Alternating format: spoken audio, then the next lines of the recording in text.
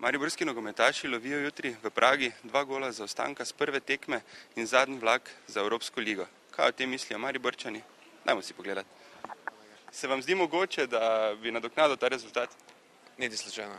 Zakaj pa sploh mislite, da so izgubili prvo tekmo? Ja, mislim, da zaradi utrujenosti in pa pomanjkanja kvalitete. Tako da ne verjamete presenečenje? Niti slučajno. Spremljam to, mislim, da bi lahko Maribor, če bi se potrudilo, mislim, da dobro igrajo, ali Praga je močna ekipa, zelo je. Pa ne vem, v gosteh Maribor se je pokazal parkrat, da v gosteh znajo narediti presenečenje. Tako da verjamete presenečenje? Mislim, da bi lahko bilo, ja. Kaj boste igrali na stava? Na stavu bom igral 0. Mislim, da bo 2-2.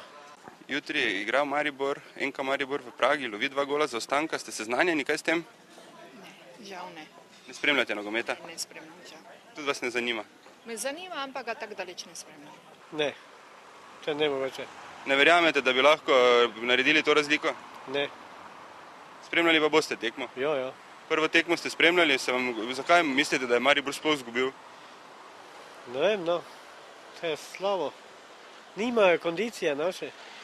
Tam 15 minut če leti, potem gotovo. Jutri igra Maribor v Pragi, lovi 2 gola zaostanka za vstop v Evropsko ligo. Se vam zdi to možno? Jaz mislim, da ja, da fantje so kar nekje dobro pripravljeni. Seveda jaz jim želim obilo sreče. In pa zakaj ne, ker smo ta 2 gola dobili po nerodnosti. Upamo na najboljše. To je nekje moje razmišljanje in seveda jaz jim tudi želim obilo uspeha. Mislim pa, da so možnosti. Kaj boste stavili? Sigurno 2.